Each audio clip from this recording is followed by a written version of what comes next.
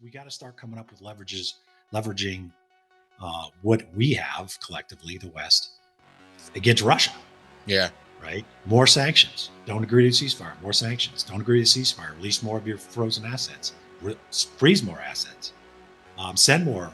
The only thing that Russia understands, going back to Stalin, is strength. They have this old expression with bayonets. If you proceed with bayonets, if you find mush, continue. If you find steel, withdraw. Like, they don't listen to any platitudes. They don't care if you try to, say nice things about them. They only respond to strength or weakness. That's it. And they'll tell you that. It's part of their, their whole being. And we got to start showing strength.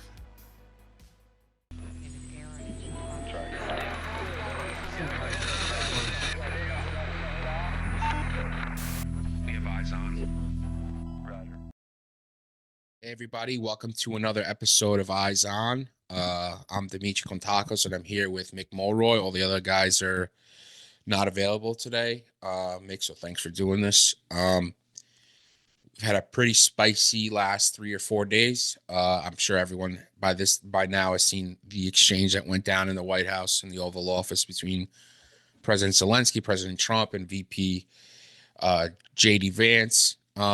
It was funny because I was just watching I watched the entire thing a day ago, the beginning until the last 5 minutes where like the sparks really flew.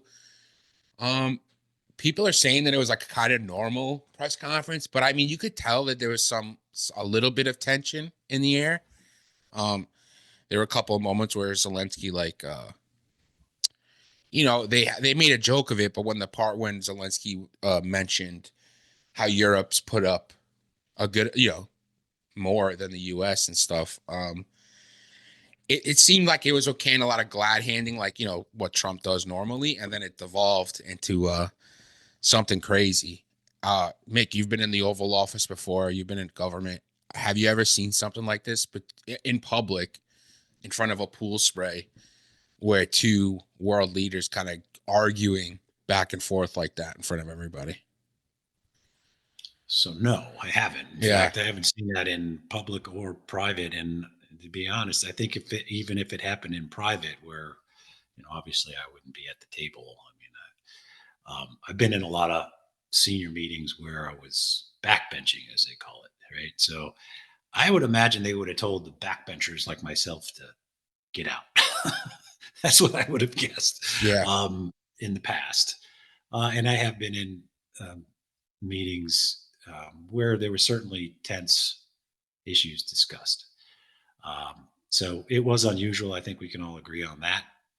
I was in D.C. the week before talking our humanitarian stuff and on the Hill and in the executive office building, which is, I guess, technically the White House. But it was mostly on Gaza and Syria, which is where we do a lot of our, in Sudan.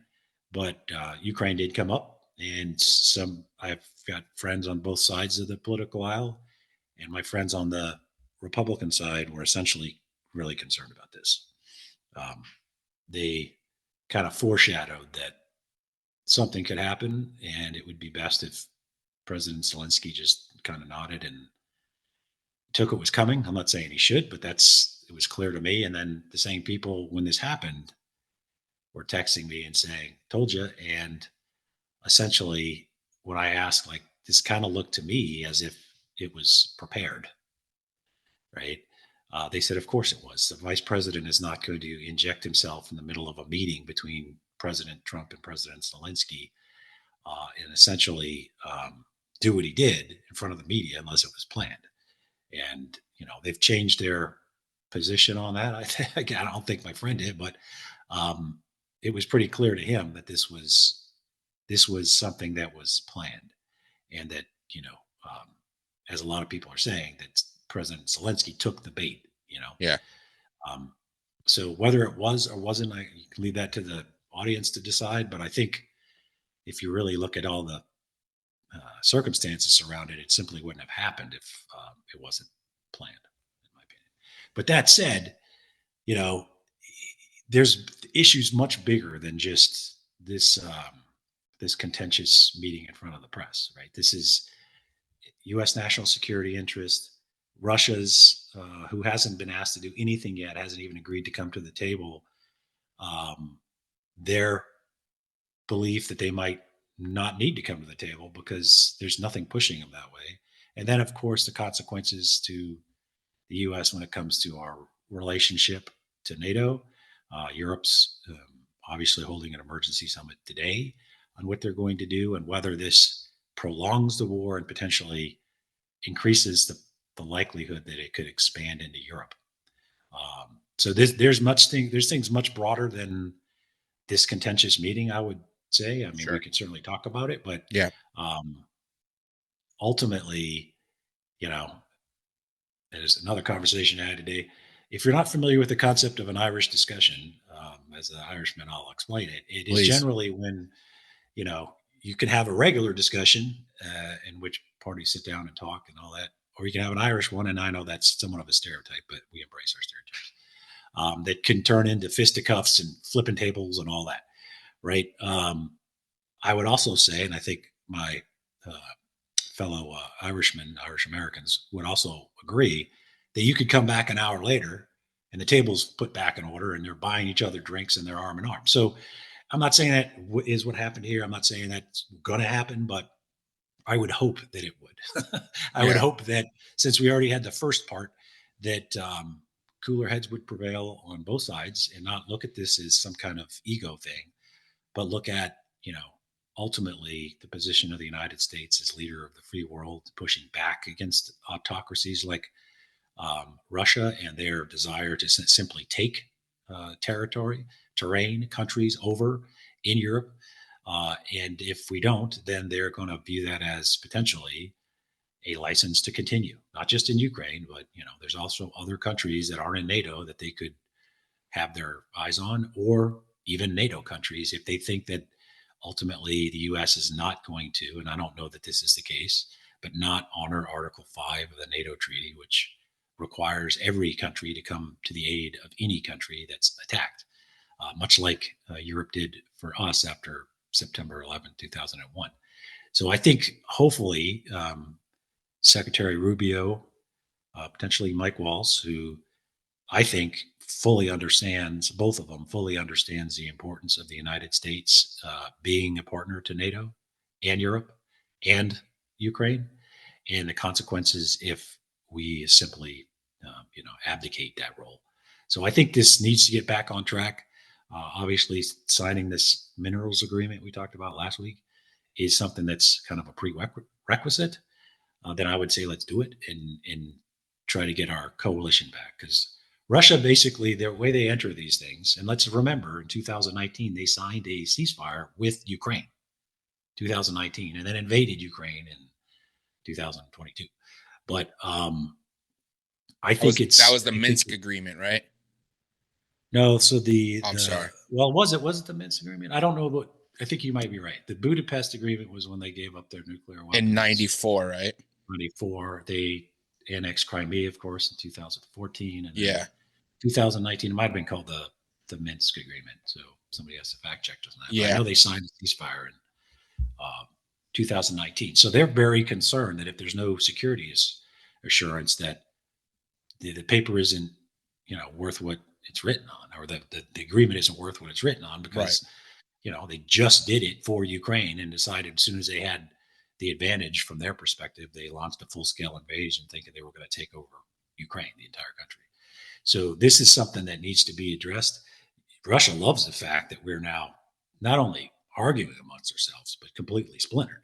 Right. They've managed to splinter the U.S., not only from Ukraine, but right now, and you can see this playing out real time with Europe, and that is not in the U.S. interest. It was pretty crazy to see, like, just unfold kind of on Twitter, where you see all of the European leaders coming out saying they support Ukraine, and while like the fallout's going on and like the news cycle's spinning, and you see like every single leader in Europe and NATO just coming out hardcore, like, yeah, we're with Ukraine all the way. And they signed the Minsk agreement in 2015.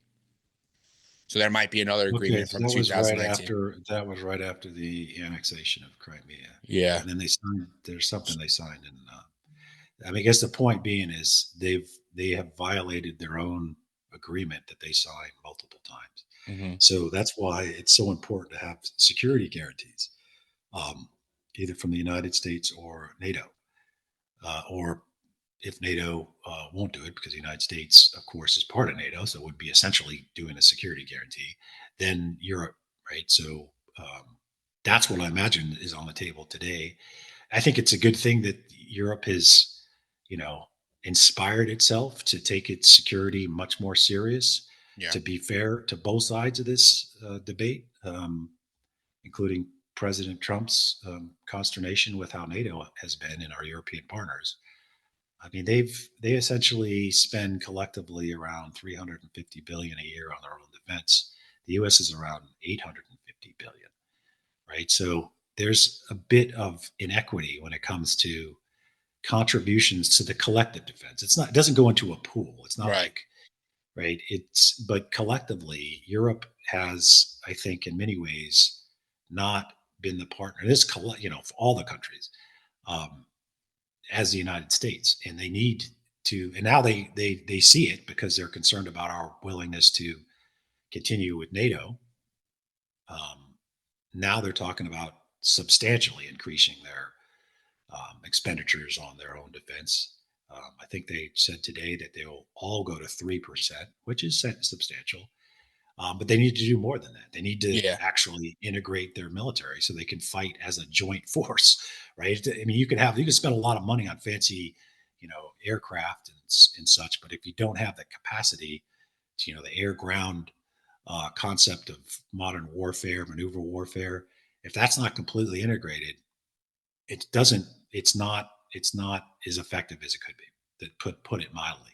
So they're if they're going to duplicate NATO, and that's part of a discussion I think today, they're going to have to do more than just spend more. They're going to have a unified command structure like we do in NATO, right? The Supreme Allied Commander that runs everything. It has to have a unified ability to actually go to war and be successful in war. So, and ultimately, if we can keep the NATO, this is really putting the glass half full on this, but if we can keep the NATO alliance together and stay Yeah. together, Yeah. we'll come out at the other end with Russia going, oh, damn, that Right. didn't work out the way we planned, because now we have a Europe that is potentially as strong as the United States still as strong as we are, um, and a unification behind Ukraine, which would not obviously be in Russia's interest, which is good for us. Yeah. I mean, I don't see the real aim in the US having such a, for lack of a better word, belligerent view on this. Like I understand like the reconstruction fund and stuff like that, and like trying to, invest in Ukraine after there's some sort of peace deal and ceasefire. But I can also really understand why Zelensky and Ukraine needs a security guarantee, right? Before they secede any territory, before they, stop fighting. Um, because you can't trust a guy like Putin. It's not because I'm anti-Russian, obviously not. It's just because the guy's track record's been pretty terrible as far as like holding to ceasefires and things of that nature. Even if it meant like Ukraine says, all right, we won't be in NATO for 30 years, right? Um, they need to have some kind of security guarantee before they're just like, yeah, no problem. Because like, what will stop Putin? Nothing. I mean, nothing stopped him 3 years ago, right? Right. Yeah, what Shakespeare said, what is past is prologue, right? So you don't have to take anybody's word for whether you can trust Russia. Just look at whether history bears it out. It does. I mean, I think Ukraine would likely take a security guarantee from the United States or its European partners. Um, that is essentially the biggest part of NATO, What right? would Is that Article look like? Like an Article 5 type, similar to that, comparable to an Article 5, or what? Like, just what would a security guarantee in theory look like?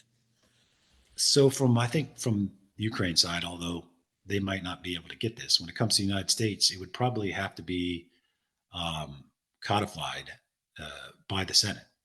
right? So the U.S. promised Ukraine, when we asked them to give their nuclear weapons to Russia in the mid 1990s, we promised security assistance, but it never got ratified by the Senate, and so we obviously did not hold up our.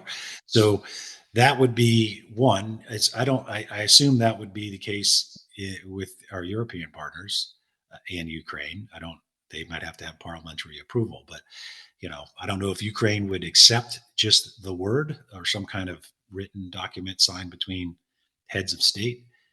But ultimately, and of course, we're having this entire debate before we have even asked anything of Russia. In fact, part of the component plan, part of one of the components of the plan that we put together, the U.S., was European peacekeepers on the ground in Ukraine after the ceasefire commences. They already rejected that. So, I mean, we have I think that it would behoove all of the West, including the United States, to have back room discussions on what we're willing to do and not do, and then have a unified front when it comes to the negotiations with Russia. Right now, we've almost spun out of control without even starting the ceasefire negotiations. So, I mean, I think there's a way to get it back in the box. I hope we can do that. Even with the U.S.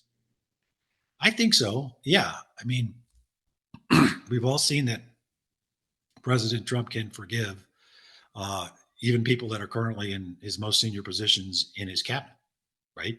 So, you want to look at Class F full, then it can be done. So, I think, and it's in our own interest. I don't think there's anything wrong with the U.S.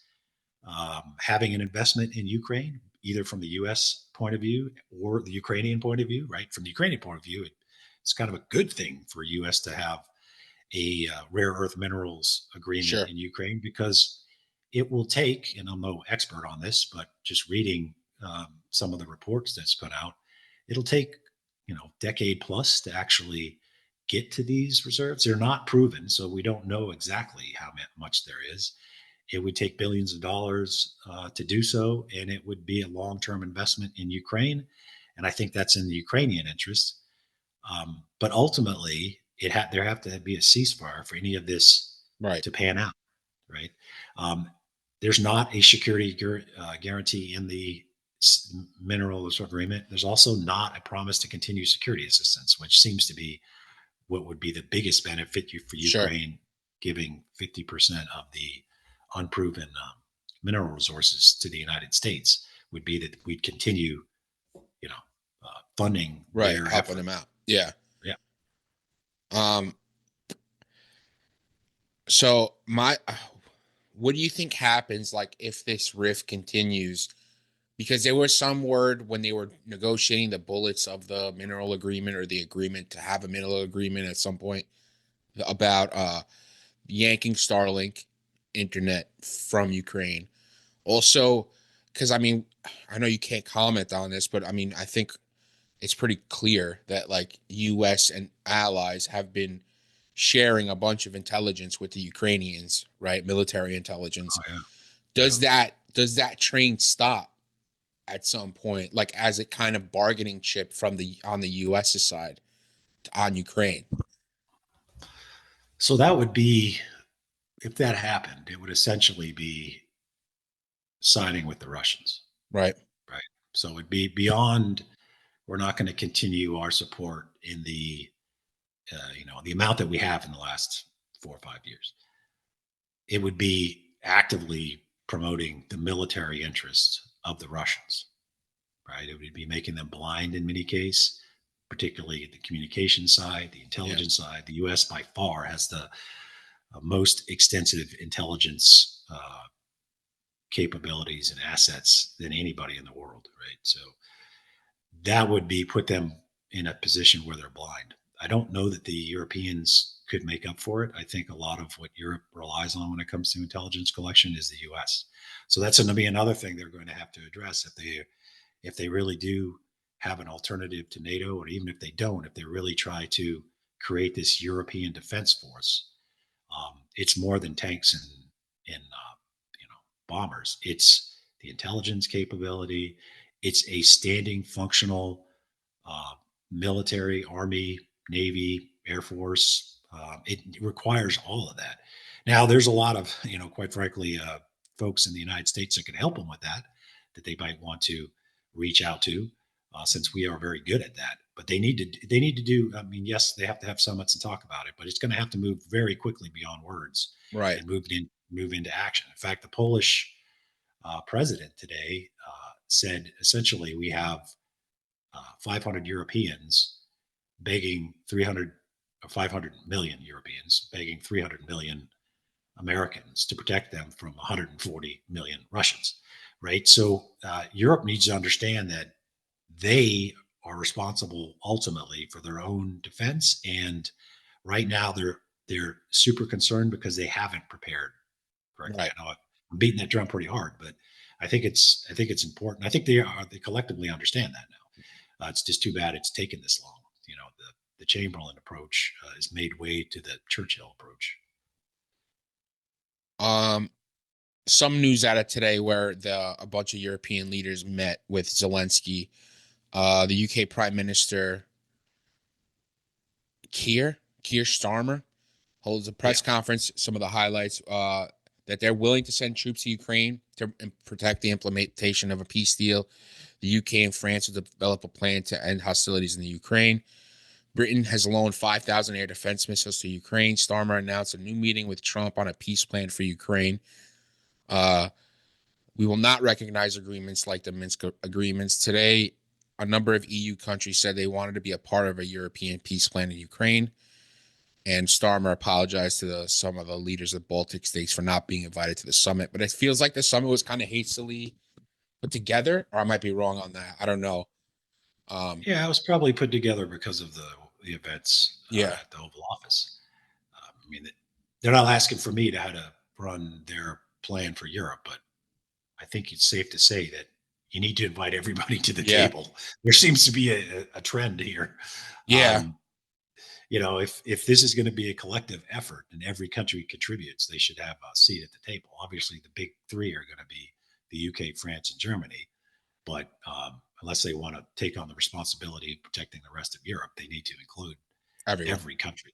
Yeah, absolutely. Why wouldn't you? I don't even understand why. Let's say the next couple of months go by and Europe gets their act together and they have some kind of framework for like a European defense force, right? Even if it's a carbon copy of how NATO works, right? And the majority of the EU countries are down. How long does that take to stand something like that up? It's going to take a while. Based on to your point, they could duplicate or try to duplicate, use it as a model. Sure. The NATO, the Supreme Allied Commander, and all the staff that goes under that. But they have really relied on the U.S. military capacity for NATO, and actually everywhere we're deployed. I mean, that's one of the things that I guess it shouldn't have been surprising to me. But every time we talked about leaving a place, say Iraq, as soon as the U.S. withdrew our infrastructure, NATO couldn't be there.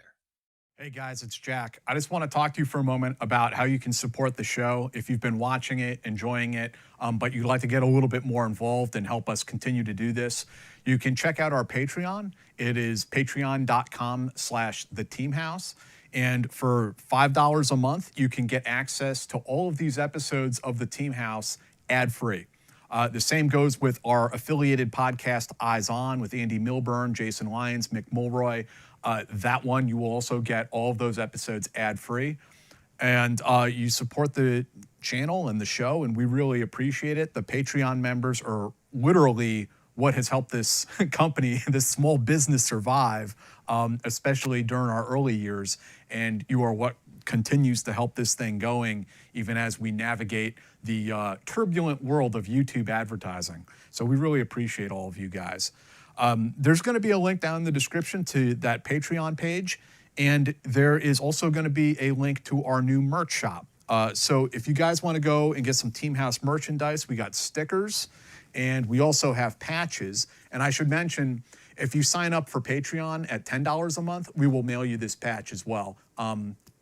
So we really appreciate that. But they're also for sale on the merch shop. And additionally, they got t-shirts up there, water bottles, a tote bag, coffee mugs, all that good stuff. So please go and check them out and support the show. We really appreciate it, guys. Thank you. Yeah. So, I mean, NATO was just like, well, we're leaving too because we can't even feed ourselves. And this wasn't in an active war zone, right? This was in Iraq and after the major combat operations to include ISIS. So this is something that they're going to have to really focus on intensely. I mean, almost, to the exclusion of anything else other than economics, which is, of course, intimately tied to all this, to get up and running at any time that would be relevant to the current issue. But Russia's got to see that it's happening. So even the process starting in earnest would send a strong message to Russia. They might double down on what they're doing in Ukraine to try to gather as much, and we can see that already today. They claim to have taken more towns, and they've obviously launched direct assaults on civilian infrastructure, a war crime, of course, today, after this has happened. But they need to, Europe, even starting the process, as long as it's more than just rhetoric and, summits in London, it would send a strong message to the Russians. And there's also, on top of this, right? So the biggest benefit they have right now is they are a nuclear power, even without the United States, right? So the UK and France have around 500 nuclear weapons. Unfortunately, the Russians have around 5,500 nuclear weapons. So I do think there's going to be discussion on how to ensure the umbrella of nuclear protection between the UK and France is expanded to the rest of Europe. And if that's not easily doable, then I think you're going to see other countries like Germany looking to have their own nuclear arsenal. So we could also see a nuclear arms race spawn because of this. Yeah. Yeah, it's interesting, huh? I was talking to my friends who are not don't read on this like I do, or obviously you do, where I'm looking at this all the time. And I told them because there's talk about the US getting out of NATO, from some senators and different people, Elon Musk, I would argue pretty influential people in the administration. And I told my buddies, I got a good amount of Greek buddies. I'm like, guys, imagine we've never lived in a world ourselves without the US and NATO and having, I'm not saying an overarching hand, which I don't think we should have. We should be allies with these people, but we've never lived in a world where the US is not in NATO, right? And Greeks being Greeks, even if you're born in New York, know about the Turkish invading into Cyprus, all of that, right? We all know about it. NATO, Turkey's a NATO member, Greece is a NATO member. The US isn't there to split up, stop a fight, or provide arms, or just keep the peace, really. Yep. I'm like, you think it's out of the realm of possibility? I asked this to my friends, where Turkey tries to take the rest of Cyprus or any of the other islands or something, right? Like we've never lived in a world where US isn't, the US influence isn't apparent, in especially Europe and across the world, right? So we don't know what it would look like with the United States completely isolated. Right. And I imagine for those that want to be out of NATO, which obviously I think is a mistake, but that would also come with a significant reduction in any influence in Europe, right? So there's, with the same conversation, the people that are advocating for this, they're advocating to pull all of our forces out of Europe, right? So European Command, Africa Command are all in Europe. And that's to our benefit. I mean, I don't know how we would duplicate our forward presence for our own interest with that. Maybe there's some discussion on that. I haven't seen it, but it would also reduce not just the US's influence in NATO would go away, but also our influence around the world, as they might not want us, or we might not want to be in Europe. I mean, the same, if that's the philosophy that holds true inside of our government, then our ability to project our force around the world is going to go down substantially. It's just a fact. If you want to pull out of Europe, you want to pull out of NATO and pull our forces home, then it's the isolation. That would be the isolationist part of America succeeding for sure.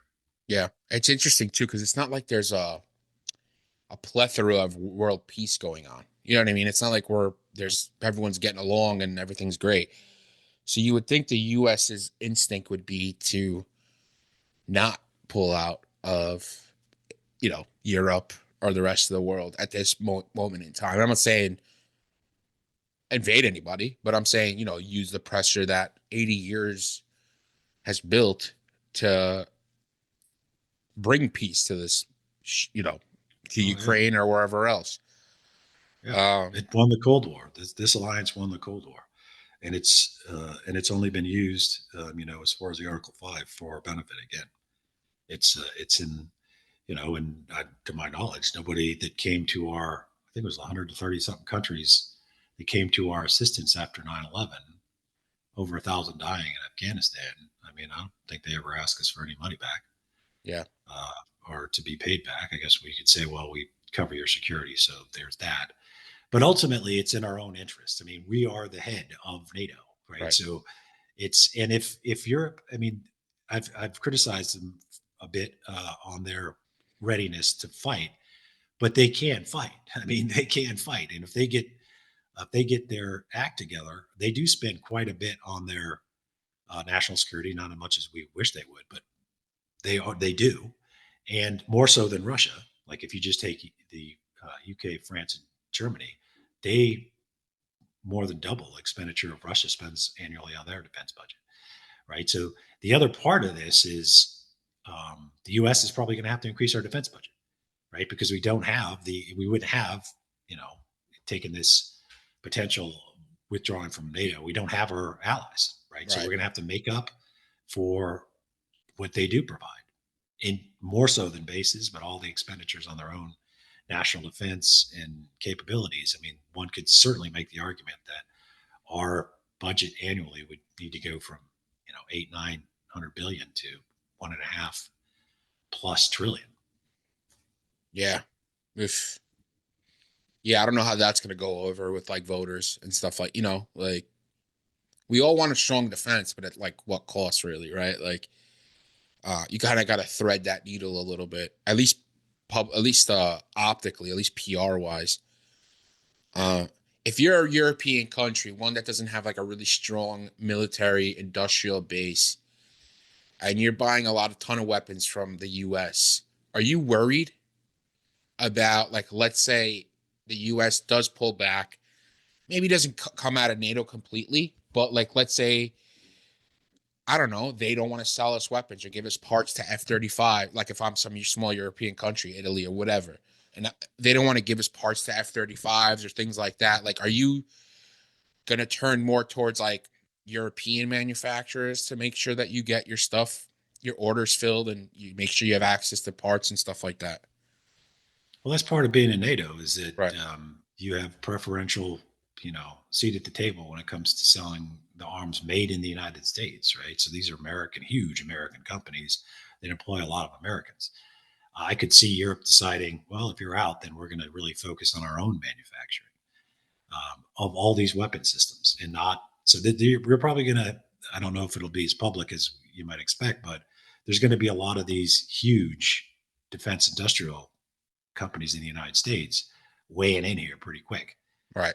And a point on the manufacturing, Russia produced more ammunition than Europe and the United States combined last year.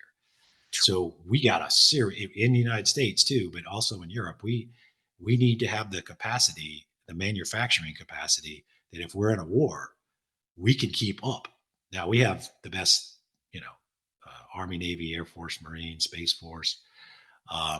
But we don't have the capacity we need to even keep up with 155 millimeter rounds for artillery. Right. That's a fact. So that's something that Europe has to now look at, and the United States, that essentially we have the best military. Europe could easily, I think, not easily, with effort and expenditures, get to where they have the second best military. Yeah.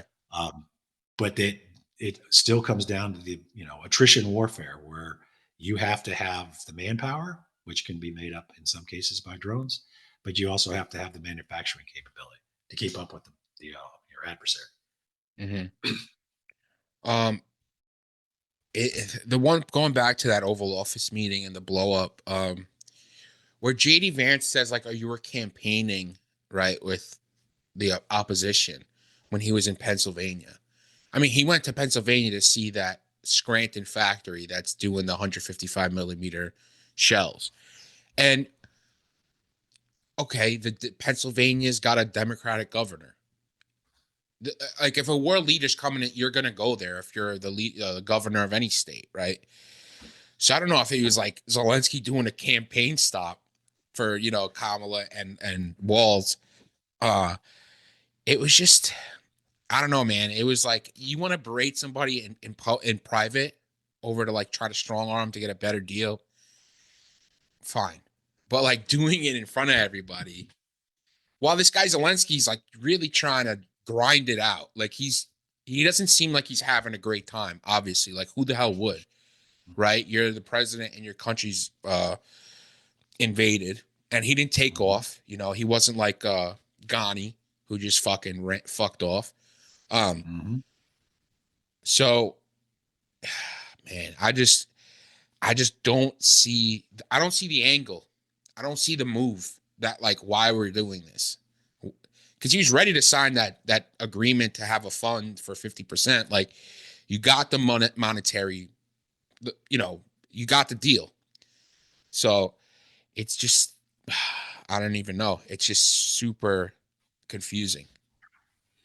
It is. And, Vice President Vance voted against support for Ukraine, right? So I'm not sure what he was talking about as far as thanking somebody. I do think the Ukrainians should thank the Americans for the support, but I'm pretty sure he has. Yeah, like 33 times. Yeah. Right. So it shouldn't be, we require our partner countries to grovel in order to support them. Right. I don't know about the campaign stuff. I mean, obviously, that if that was the case, that was not a good idea on the part of Ukraine. I imagine he didn't do that, but I don't know enough about that. But I would say that ultimately, if we wanted to goad him into something like that, that's how to do it, right? And you also got to remember the guy doesn't speak English that well. So right. I mean, if you ever, I don't really speak any other languages fluently, but I've learned enough to be able to communicate with people over my career. And not that I got in a lot of arguments with foreigners, but as soon as I was even in a room where there was an argument, I didn't understand what the hell they were saying. Yeah. Right. It's you got to be. So I'm not making an excuse for Zelensky with the folding arms and all that stuff. All I'm saying is ultimately it's got to be bigger than any particular ego, even presidential egos. This is in our interest. We, other than China, which is clearly our adversary, Canada and Europe are our biggest trading partners. And actually, Canada's talking about joining the EU right now to protect themselves because they feel under threat economically. And so this could shift not only the international security alliances and allegiances, but also economic. Right. It generally goes together, right? They generally, if you're on my side in a fight, you're going to be on my side when it comes time to, trade. So this is bigger than any particular meeting or person, in my view, and it should be put back on the rails. I think Lieutenant General Kellogg, Special Envoy Kellogg, has a relationship with President Zelensky necessary, and obviously Secretary Rubio, who has experience in foreign policy and has clearly been on the side of Ukraine in the past, as well as Mike Waltz, right? So Mike Waltz basically said that Zelensky was a modern day Churchill, period. Yeah. Right. And, he's a former Green Beret. So when it comes to the compliments, that's about as high on the list as you can get. Churchill's known for standing up to tyrants against all odds and leading his country. Yes, he eventually was voted out of office. I know that's a point people have made, but we still consider him one of the most significant leaders in history. Right. Because of how he stood up to Nazi Germany, right?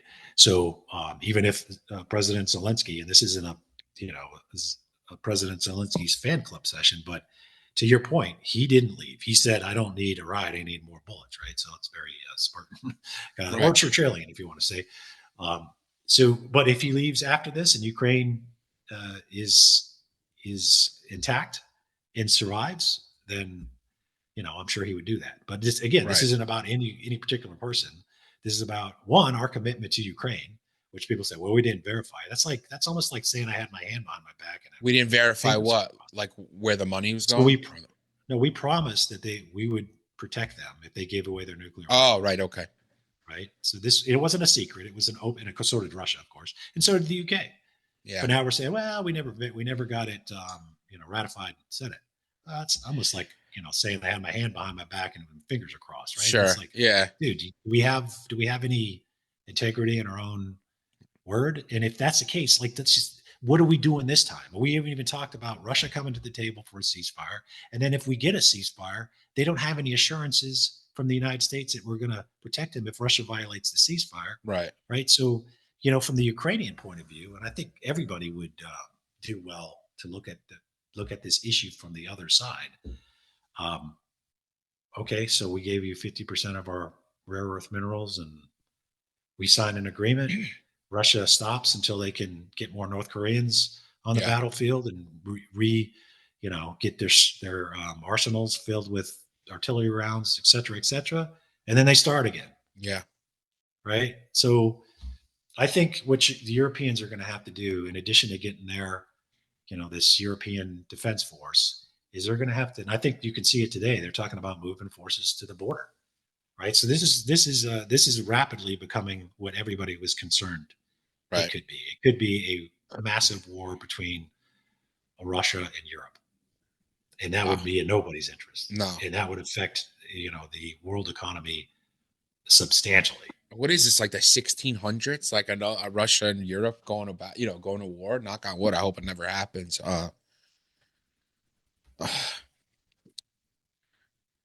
Yikes.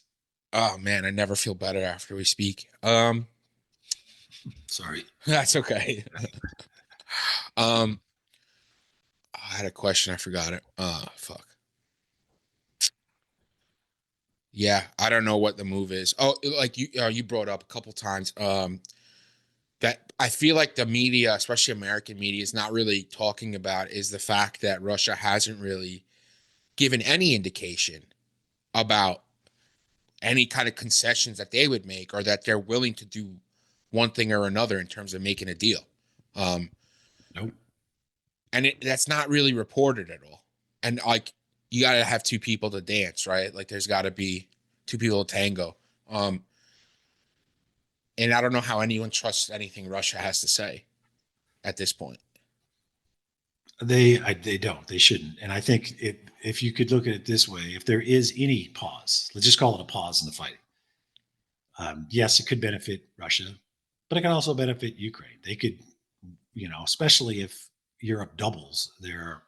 The other part of this that nobody seems to be talking about, and when we talk about reparations or repaying, is there's about $325 billion worth of frozen Russian assets in Europe. I don't know the legalities of that, but you know what? That should be immediately released to Ukraine to purchase weapon systems and ammunition for the fight. Yeah. Why are we talking about?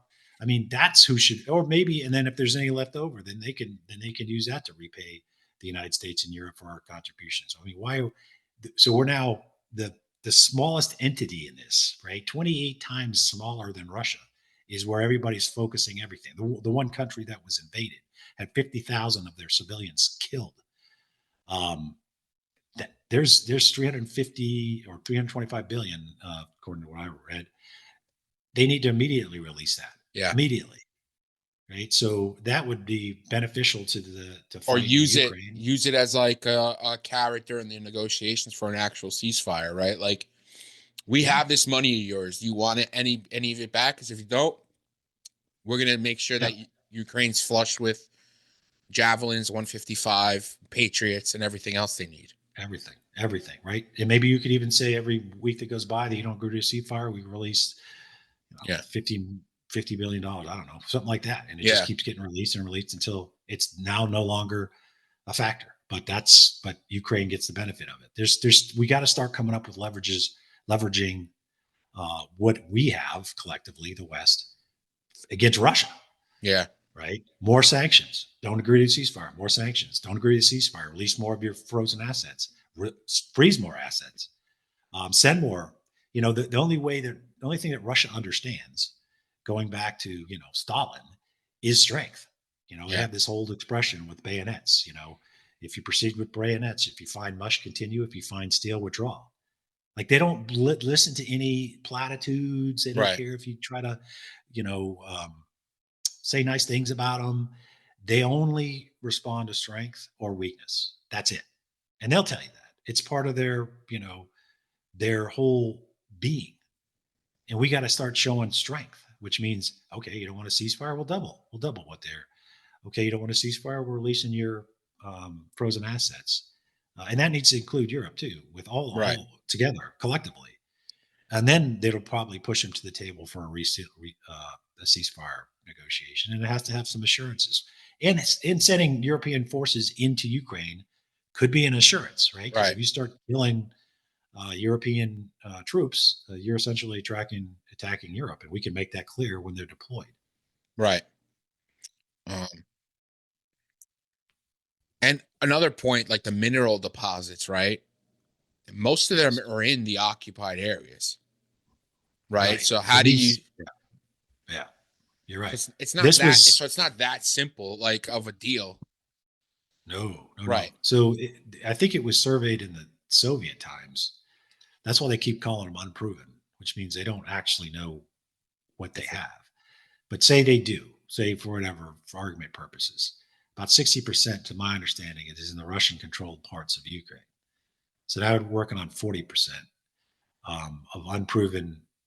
It according to the CSIS study that I read on it, it would take billions of dollars to put the infrastructure necessary in place to get it out of the ground. Yeah, and it would take decade plus. If the U.S. is willing to invest in it, which could be a really good investment, especially if we're essentially not contributing to it.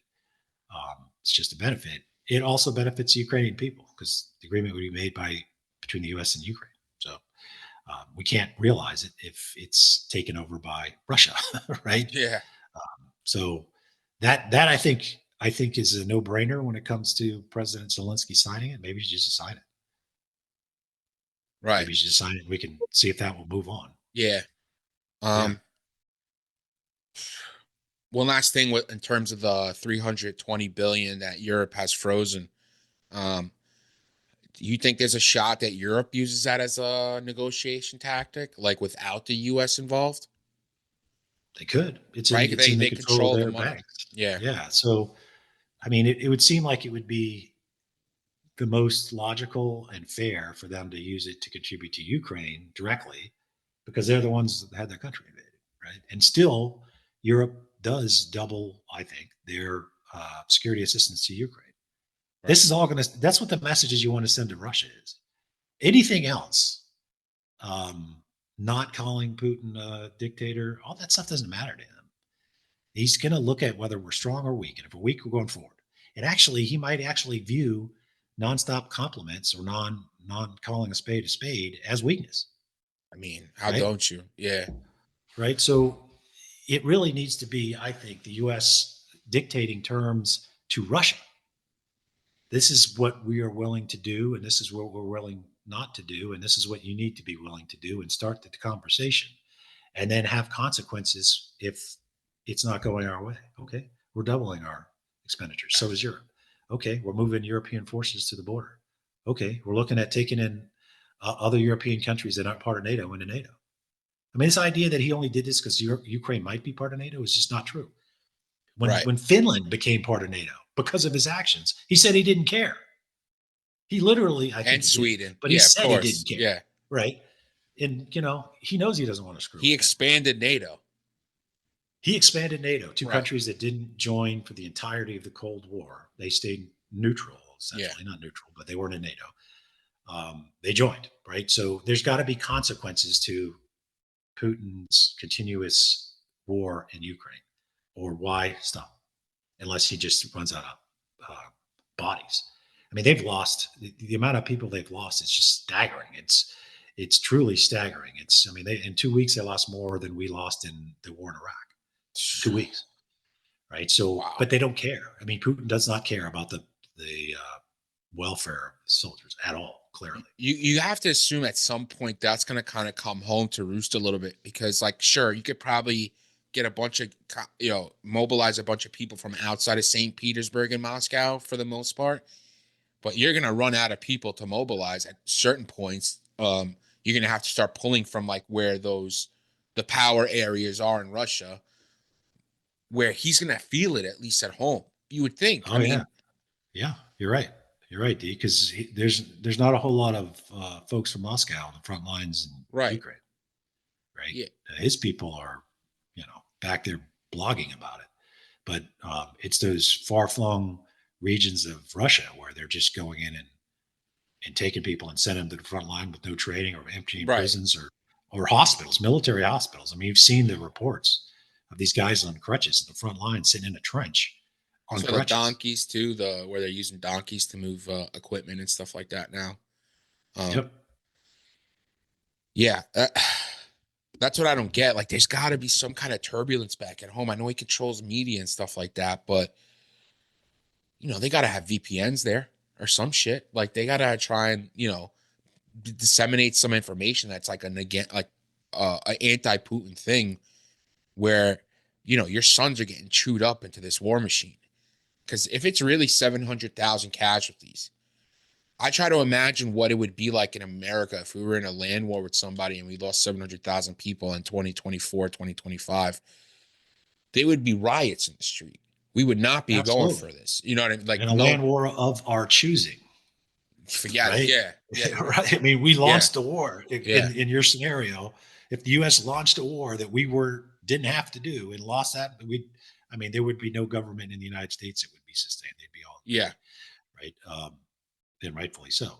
But Putin doesn't have that problem. And interesting enough, although there's calls for Zelensky to resign, nobody's calling for Putin to resign. Right, the guy who started the war.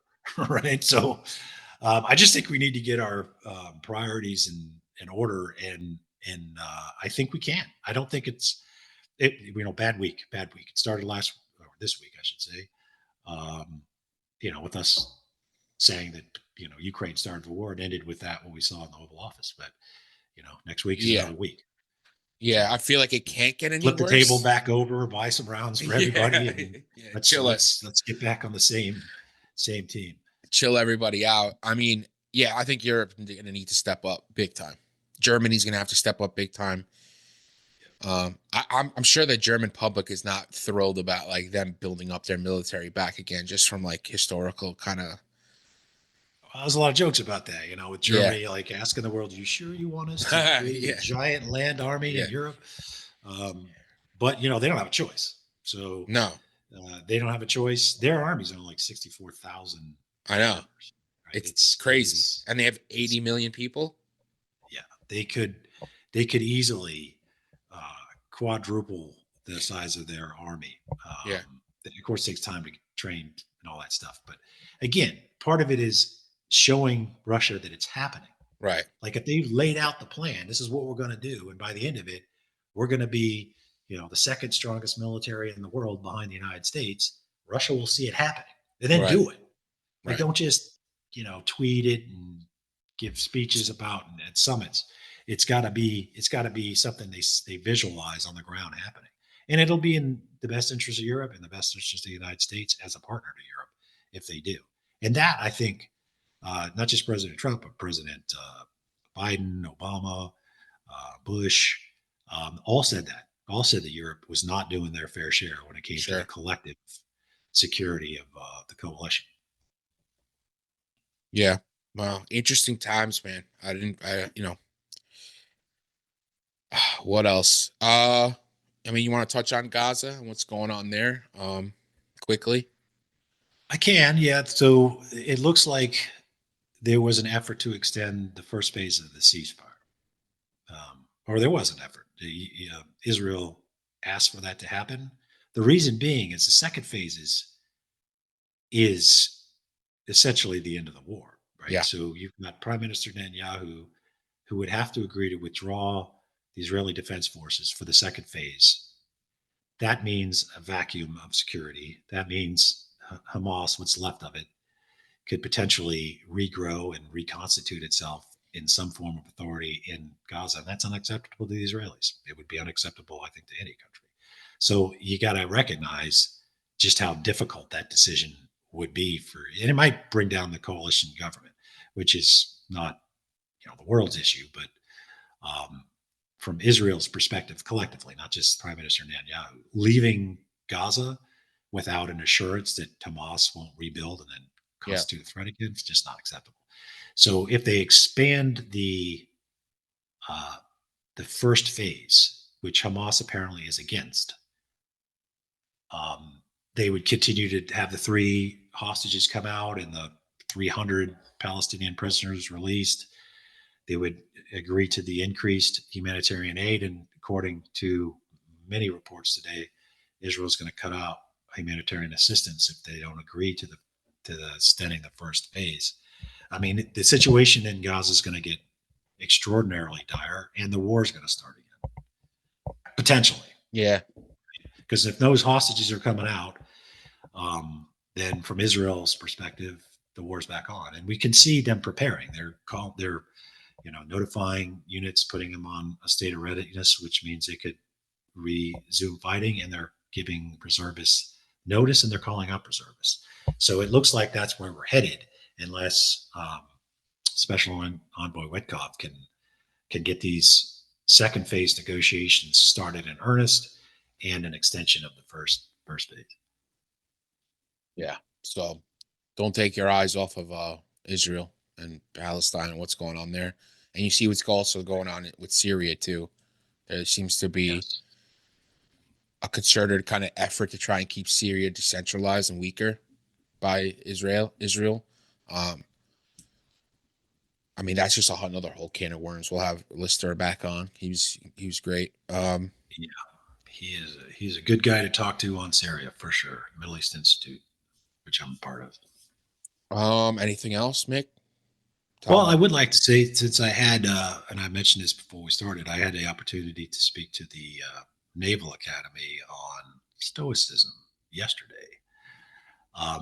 Super inspired, to be frank. It went well beyond what it was scheduled for because of the questions. That's why I'm bringing it up. And it was clear. And if you're not familiar with Stoicism, it's a very old philosophy that's been infused in Western civilization since democracy, right? So it's made a resurgence. I've been a Stoic for my whole life, but it's good to see that it's a resurgence, and it really has come on strong in the military, right? So it's like required reading at most of our academies, our OCS efforts inside the military. It was in the Marine Corps for sure.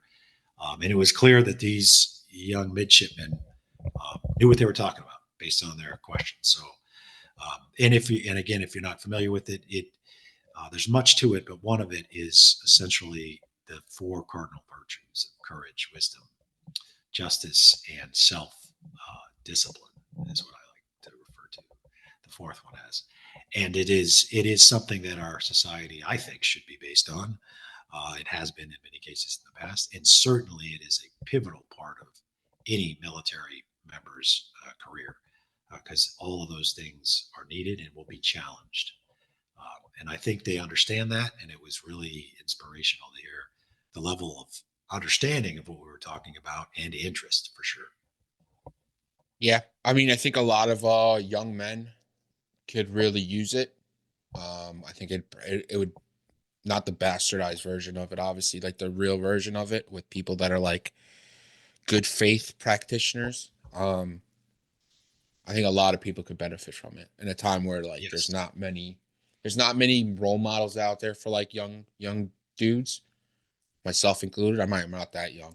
And shout out to Greece, because we started it. You did, yes. Started in Athens, and right around the time is the dawn of democracy, right? You can actually go, for those, and I bet you there are some Stoics in our audience. If you get to Athens, Google the James Joyce Irish Pub. And not just because I love me some Irish pubs, because if you go to it, you're standing right next to where they found the Stoa Pulci. Oh, wow. Literally, it's right next to the American academic group, found it and bought the taverna that was on it, and now they are excavating it. You could sit in the pub, have a pint, and it's right there. I mean, you That's can see it. sweet. Yeah, I'm it's going literally next like time. like 10 feet from the front door, Wow. and then you've got tables and stuff, and if it's like two of my favorite things, right? And it's right there. So if you're in Athens in particular, I would highly recommend it. It's right next to the Agora, right under the Acropolis, right where everything significant happened in ancient Greece, quite frankly, when it came to philosophy and democracy. Yeah. Yeah. All the good stuff. So you're welcome, world. I'll take the full. And we do need, I mean, yes, I think young men do really come to Stoicism for good outcomes, but we need more. We need women. We need, it tends to really attract the military people and, men. And it certainly attracts business people now, especially the business people want like a broader meaning to what they're doing.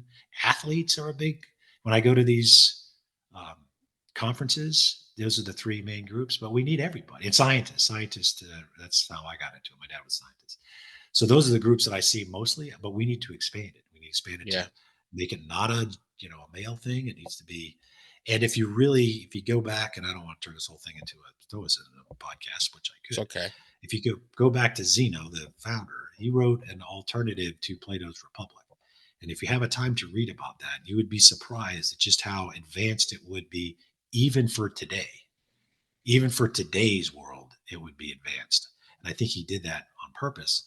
But it is very inclusive. It's very meritocracy.